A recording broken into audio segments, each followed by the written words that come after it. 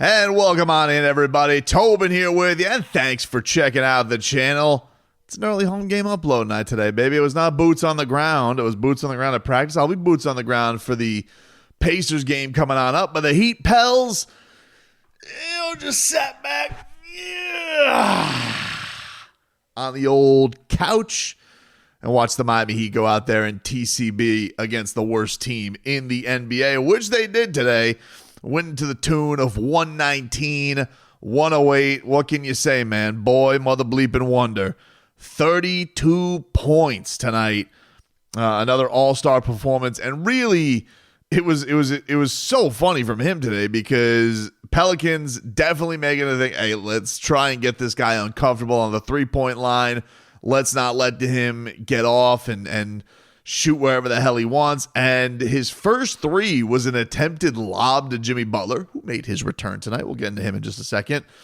And it ends up going in. And then seemingly thereafter, Tyler Herro basically couldn't miss from three, especially in the third quarter, where he really took over this game and put it back into gear because the Pelicans were feisty there in the first half, mostly buoyed by Trey Murphy III, who, he just was insane. Ron Rothstein was just like, which, by the way, the one good thing about being home, which I'm not often for home games, God, I miss getting to hear the great Ron Rothstein on the broadcast. Stop the tape.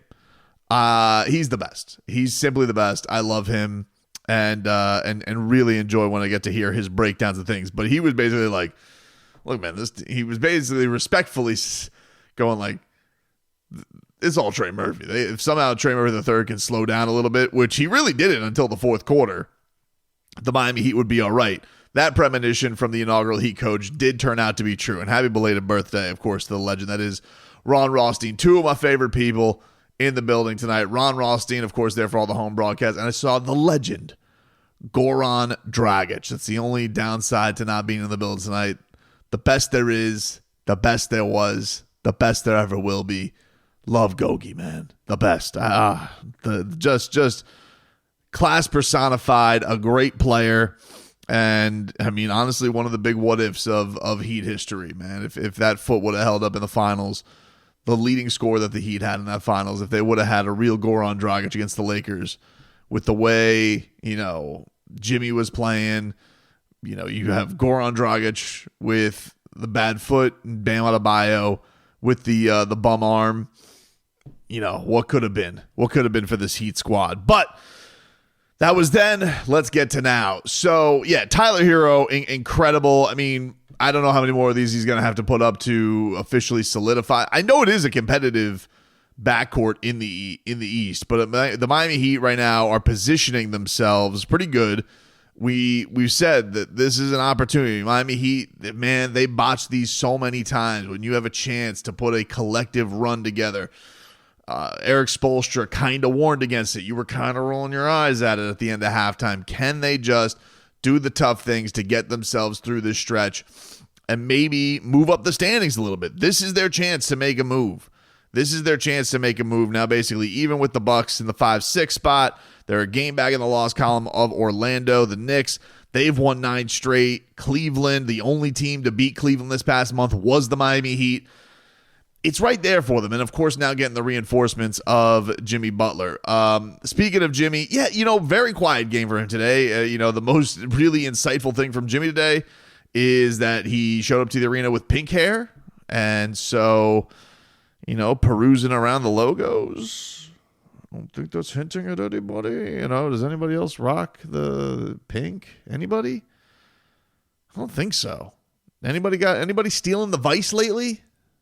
Maybe it's just home. I know he said yesterday, his daughter's picking the hair. So, hey, purple and pink with the daughter's picking. Like, he's what? I see that there's probably no lies told there from Jim VP. But it was good to see him back out on the floor. Not a game the Miami Heat really needed to go to that. I love I would say probably there in that second quarter, he comes back in there with Jović a little bit. Jimmy, hasn't, I would say Jimmy Butler really didn't get going too much except for like a little bit there in the third quarter. pretty quiet game from him all the way around. I mean, he finished today 25 points. 25 minutes. He had 9 points in 25 minutes. 3 of 5, but 4 rebounds, 2 assists. Pretty quiet night for Jimbo. Didn't do much. The other 2 Heat stars, they did most of the heavy lifting. Bam Adebayo tonight. Great to see a big shooting night from him. A 9 of 14 from the field. Just a rebound shy of a triple-double tonight. 23 points, 10 of those in the fourth quarter. And it was getting a little dicey there at the end. I mean, the Heat really needed that clutch run from Bam to put it had been basically the Tyler Herro show in the second half with a side of, I want to get to the young guys here in a second because their chemistry together was good, but it was mostly Tyler Herro that was doing the offensive lifting, especially with his 3-point shots with a little mix of Jaime Jaquez in there as well. But, Bam comes in there, he gets a jumper right in Daniel Theis's face. He then gets a nice easy bucket from Nico. Nico getting the closing minutes tonight. He then got a nice putback. The big play that got it dicey for Miami was CJ McCollum got his own miss off of get his own rebound off of a missed free throw and then hit a 3. Brought it to within 7 with a little over 2 minutes left. Haywood Highsmith ends up missing a shot. Bam's there for the follow-up. And then he'd go on a 6-0 run himself. Bam would then hit an end-of-shot clock jumper. Pretty low pass from Jaime Jaquez. And then one more, he'd press the Peppers button. And that really would solidify it there for Miami. So a nice night for the captain. Certainly a nice night to lift up that shooting percentage a little bit. And he did this all in a pretty, modest 31 minutes. I think that was the one benefit of today. You have a back-to-back coming in tomorrow with Indiana. And, the only guy who really put the workload in tonight with the heavy minutes was Tyler, who played 40. And he's 24, so you think young legs, he'll be all right. Nico is 21. He played 34 tonight, and it's great to see him getting a handful of minutes. But Duncan Robinson, I really, I haven't even mentioned what he did. Duncan Robinson really catalyst early on in this game. He had, I don't know what wizardry or what blessed water he threw on the basket tonight, because he had a 3 that bounced up all over the place. He had a finger roll that went around and around and around like he was like a 3-year-old shooting skee ball. But he got everything to drop tonight. And then a chemistry that he has with Bam. I think he just does such a marvelous job, those two with each other, getting everybody involved. But he had 17 points tonight in 25 minutes. So a nice night from Duncan Robinson as well. So, your Heat mainstay is really great. But I got to tell you, for me, because you're like, all right, Tobes, it was the Pelicans. And you're right, it was the Pelicans. Let's not throw confetti out. It's not one of these wins where you should take a. But I will say, for me personally, God, dude, I love the Nikola Jović Kel'el Ware minutes. Oh my God, do I love them? I love them. I love how those two play off of each other. I love the size. I love the dynamic ability. I mean, dude, how excited are you every single time that Kel'el Ware just goes up there and throws the monster slam down? It's so Goosey's. Tonight he starts his night. He gets a tip on a Tyler miss. He walks right into a 3 ball.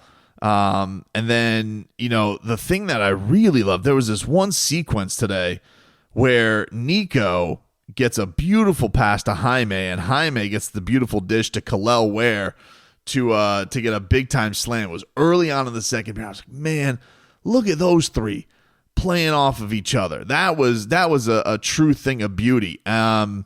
Really was like, whew, I was like, the ball movement with those 3, pretty Goosey's. And it's kind of nice for Jaime, because definitely one of the most comfortable games Jaime has looked. He's definitely starting to find some things offensively. We can say that about Jaime Jaquez. He's been aggressive. He's not settling so much for that 3-point shot.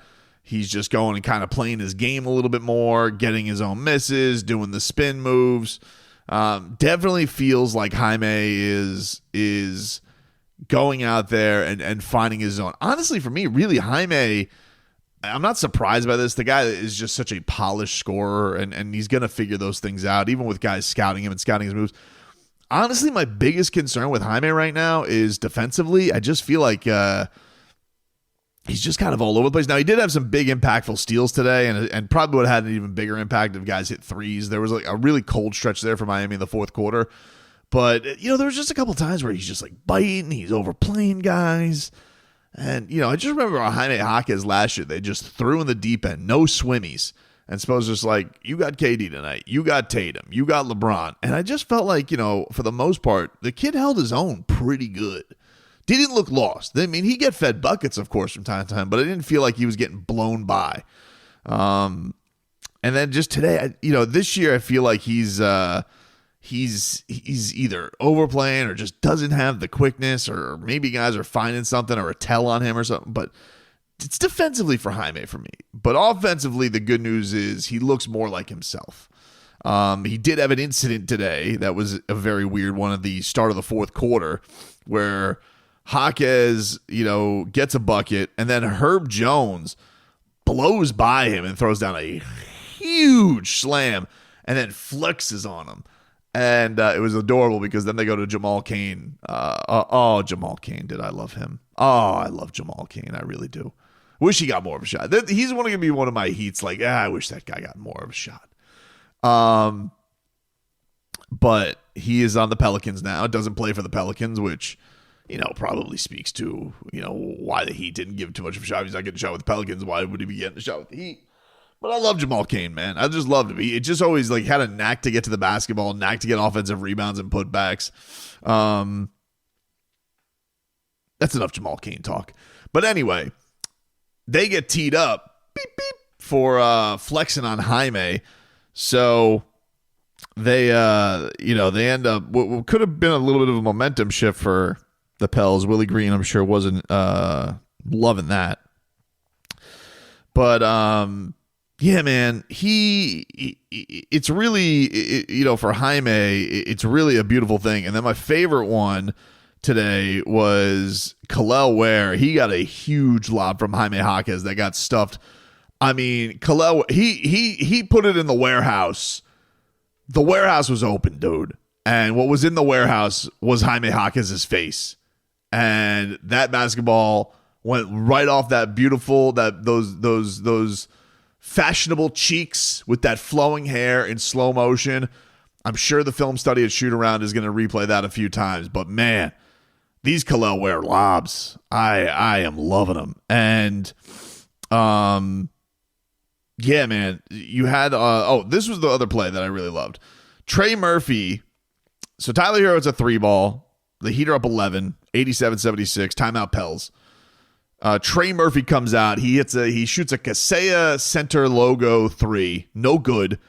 Nico gets on the run off of a Kel'el Ware rebound, flings it to Nico. Nico, like a Serbian rocket down the court to Jaime for a 3-ball. Oh, and then on the other end, Kel'el Ware comes up. Boom. Monster block. I'm just loving these minutes, man. I'm loving the youth movement. The youth movement was absolutely, absolutely fun tonight. It was a ball watching those three do their thing today for the Miami Heat. Really, really, really enjoyable. And then, probably the play of the game tonight for Tyler. Tyler had this drive-through through Herb Jones and DeJounte Murray where he got the and one, and you're just like, sheesh, this kid. I mean, he's just doing it all tonight. So, quick turnaround, right back at the Kaseya Center tomorrow night for the Indiana Pacers, who, of course, nipping on the Heat's heels. So this is a monster one. The Heat and Pacers are 1-1. They had that back-to-back this year. I believe they're 1-1, right? They haven't played. This isn't their fourth and final one. Yeah, this is their third matchup of the year. Do they play again? No, third and final matchup of the year. So this is a big one. Big one coming up tomorrow night. They haven't played since Tuesday, where they lost to Milwaukee. So they played last night. I'm a little screwed up. You're like, Tuesday? Tell me that was yesterday. I'm a little screwed up on my schedule, everybody. The whole no shows, driving down, covering a practice, haven't covered a practice in a while. I'm all over the place. Not making excuses, just getting myself together. I'll be more on brand tomorrow. We're back with the radio show tomorrow. By the way, Tobin and Leroy back 10 a.m., 2 p.m. live, and we'll be back tomorrow, Friday, back to our regularly scheduled programming for the rest of the way. So I am excited that we're back into the swing of things here for 2025 and excited that the Miami Heat started off the year with a win over the Pels. So a nice one tonight for your Heaters, getting it done and doing it behind Tyler Herro and Bam Adebayo.